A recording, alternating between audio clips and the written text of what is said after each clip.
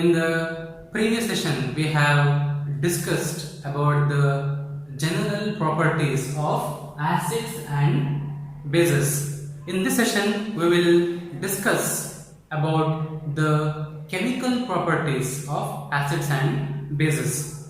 We know that acids produce hydrogen ions in solution, whereas bases produce hydroxide ions in solution. Acids have a pH less than 7, whereas bases have a pH more than 7. Let us discuss the different chemical reactions of acids and bases. What happens when a acid reacts with the metal? So we will take any acid, any simple acid that you want, and react with the metal. Let us say the acid is hydrochloric acid, HCl, into a test tube containing hydrochloric acid. Let us say you drop a metal zinc, Zn. What will happen? As you can see, zinc is more reactive than hydrogen. Therefore, zinc will displace hydrogen. It is a displacement reaction. Therefore, zinc chloride is formed, ZnCl2, with the evolution of hydrogen gas. So, when an acid reacts with the metal, it produces a salt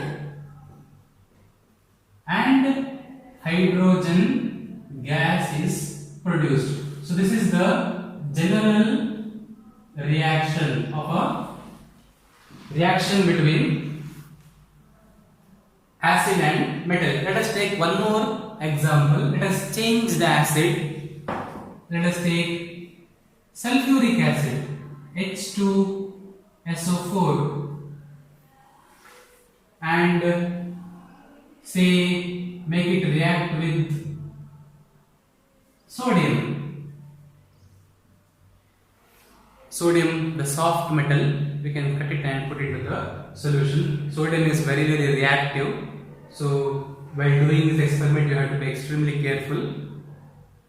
And similarly, it will also undergo displacement reaction. Sodium will displace hydrogen, so hydrogen gas is produced and we get sodium sulfate, Na2SO4.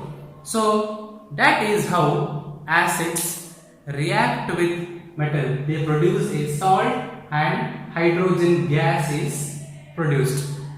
How do you test for the presence of hydrogen gas?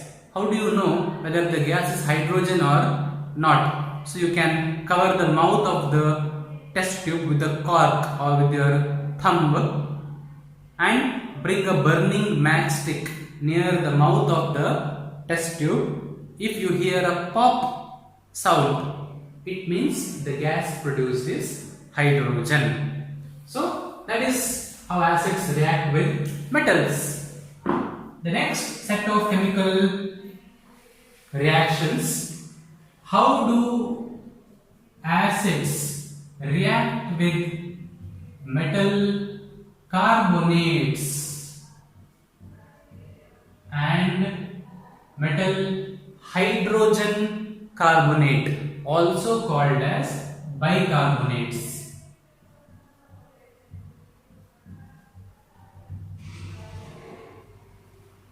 So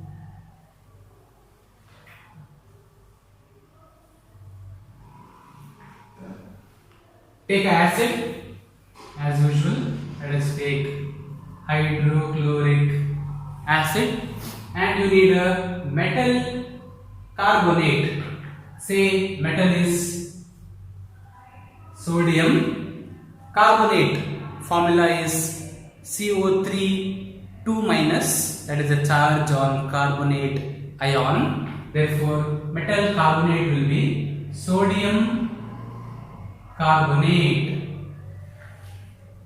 And similarly, we have metal plus acid plus metal bicarbonate. So let us keep the same acid. Now it is bicarbonate, sodium hydrogen carbonate. Formula will be NaHCO3. So how does carbonates and bicarbonates react with acid? So you will once again get a displacement because sodium is more reactive than hydrogen. So you get a sodium chloride plus all carbonates and bicarbonates, they produce carbon dioxide gas. Keep it in mind. You get carbon dioxide gas and we get water.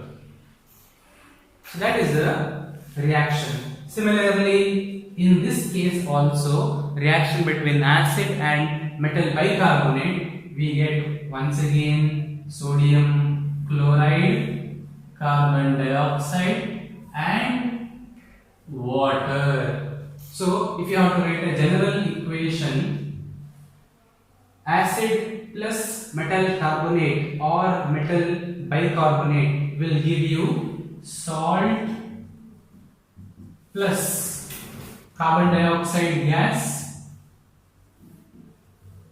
carbon dioxide and water. That is the reaction. And you know how to test for carbon dioxide gas with the help of a delivery tube. This carbon dioxide gas can be passed through lime water. Lime water is slaked lime, calcium hydroxide. When this gas is passed through lime water, it will turn lime water into milky because of the formation of a white precipitate, calcium carbonate. So this is the test for carbon dioxide. When you pass carbon dioxide gas through lime water, it will turn lime water into milky. Lime water is clear, whereas it turns milky due to the formation of calcium carbonate. So that is the test for carbon dioxide gas. And that is how, that is a reaction between acid with metal carbonate and metal bicarbonate. If you want, you can change the acid or you can change the metal bicarbonate also. Taking potassium and sodium is easy, so that the balancing can be simple. The third set of reactions, that is, how does an acid react with metal oxides? Acid plus metal oxide, what will you get? So take for example hydrochloric acid, metal oxide. We will take two examples. Say we have copper oxide and we can also take magnesium oxide. So when you pass an acid into a test tube containing metal oxides, what will you get? So copper and magnesium you get formation of copper chloride, which is green in color, and water is produced. CuCl2 plus H2O. Here also you get magnesium chloride, MgCl2 plus H2O. So if you have to generalize this type of chemical reaction, acid and a metal oxide will give you salt plus water. So that is a general equation. Let us next study how does an acid react with the base. So acid, its reaction with the base. So we need to take an acid, hydrochloric acid, let us say, and we need a base, sodium hydroxide we will take as a representative. So very simple reaction. Sodium will displace hydrogen, you get formation of sodium chloride, and water, H plus ions will react with hydroxide ions, giving water. So we can generalize the equation as acid plus base will give you salt plus water. Now in this reaction, the product, that is sodium chloride, which is a salt, it is neutral. Hydrochloric acid is an acid, it is acidic.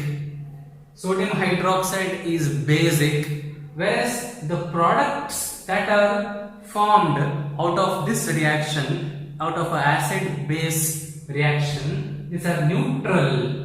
Therefore we can call an acid base reaction as a neutralization reaction, because the products are neutral. So if you are asked what is a neutralization reaction, define neutralization reaction. It is a reaction where acid reacts with base to produce a neutral salt and water. Now what is interesting here is, if you compare this reaction with the reaction on top, that is acid plus metal oxide, the products are same in both the cases. We have salt and water, salt and water. Acid is common. We have acid here and we have acid here.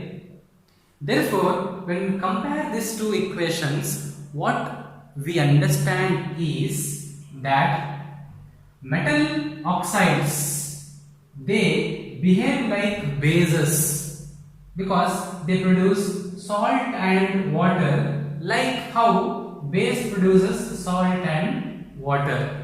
Therefore we can say that metallic oxides are basic in nature.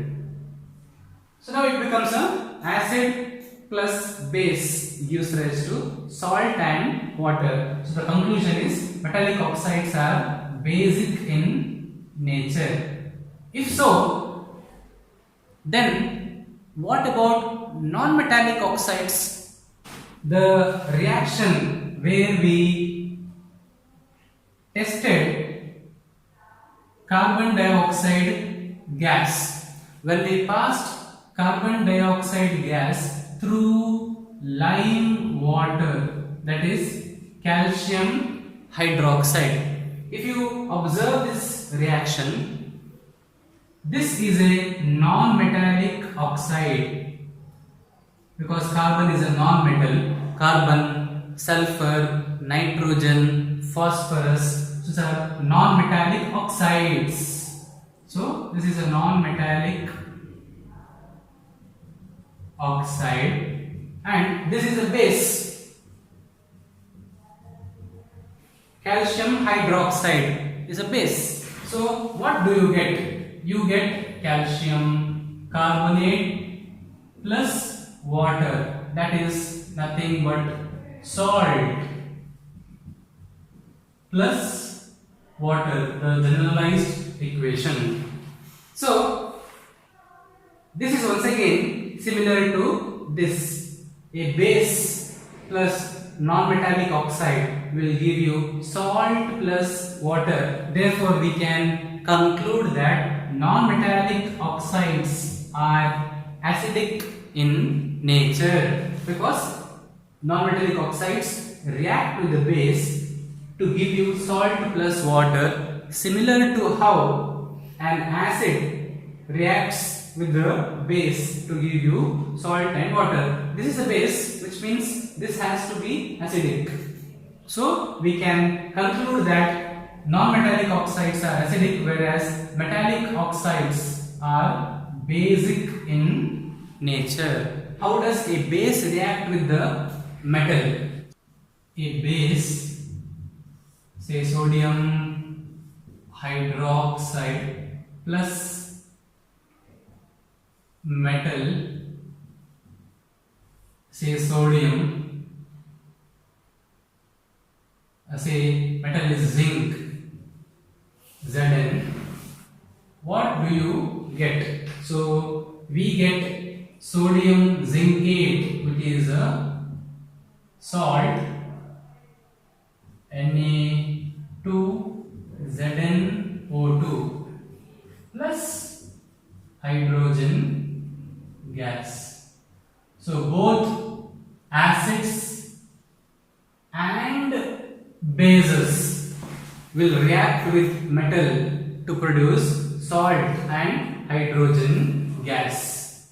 Only thing is, these reactions are not produced by all the metals. A reaction between a base and a metal, all metals will not undergo this reaction. If you want to react sodium hydroxide with aluminium, then you will get sodium aluminate. Here it is sodium zincate, the name of the salt that is produced. So that is about the different types of chemical reactions of acids and bases. Acid with the metal and base with the metal will both produce salt and hydrogen gas. Acid will react with metal oxides to produce salt and water. Base will react with non-metallic oxides to produce salt and water. Acid will react with the base to produce salt and water, which is what is called as a neutralization reaction. And we also saw how acid reacts with metal carbonate and metal bicarbonate to produce salt, carbon dioxide and water. What happens when you add acid to water and when you add base to water? When an acid or a base is added to water, so let us say hydrochloric acid plus water. We already saw the other day. What happens is, first dissociation undergoes. So dissociation is the acid, it produces hydrogen ions in solution. So it dissociates into hydrogen ions and chlorine ions. The hydrogen ion cannot stay independently, so it combines with the water to produce hydronium ion. So that is H plus H2O gives rise to H3O plus. what happens here in this reaction is after dissociation, dilution takes place. So as such, there is no chemical reaction. The hydrogen ions produced will react with water and produce hydronium ions, and these reactions produce lot of heat. So these are highly exothermic reactions, a reaction of acid in water and base in water, highly exothermic reactions. So let us talk a little about dilution. So that is what happens. What is dilution? Dilution is nothing but the number of hydrogen ions or hydroxide ions per unit volume will decrease. So that is dilution. So in laboratory we use dilution to dilute an concentrated acid. So this, for example, let us say it is a concentrated acid shown in the bracket as CONC. Concentrated means the number of hydrogen ions per unit volume is very high. So what is this unit volume? Let us say 1 ml. 1 ml unit volume. So in a concentrated acid, the number of hydrogen ions are very high. So let us say there are 1000 H plus ions per ml of a acid. Now when you add water, when you add acid to water, what happens is it gets diluted. That is, the number of hydrogen ions per unit volume decreases. It depends on how much water is being used. So from 1000 hydrogen ions per ml, it will decrease to, let us say, 100 hydrogen ions per ml. This is what is called as dilution. There is no chemical reaction, there is no formation of any new product, but lot of heat is generated and dilution takes place. So we can say that it becomes less acidic. How can you measure that? So if you use a pH paper, here the pH will be around 0 to 1 because it's highly concentrated. Number of hydrogen ions are high, pH value is less. Whereas when you dilute it, this particular, the pH maybe it will be around 3 to 4. Approximately I am giving you the values. You have to test it practically. What will be the pH? So because why is this happening? Because the number of hydrogen ions per volume, unit volume is decreasing. That is what happens when you add an acid or base to water. It undergoes dilution. So that is all about the different types of chemical reactions of acids and bases with metal carbonates, with metallic oxide, with non-metallic oxide, and with each other, acid and base with each other. In the next session, we will be discussing about the formation of salts. You already have a brief idea about how salts are produced. So you can see that all in this reaction salts are produced. So we will study in detail about them, the different types of salts and the uses of salts in our everyday life. Thank you.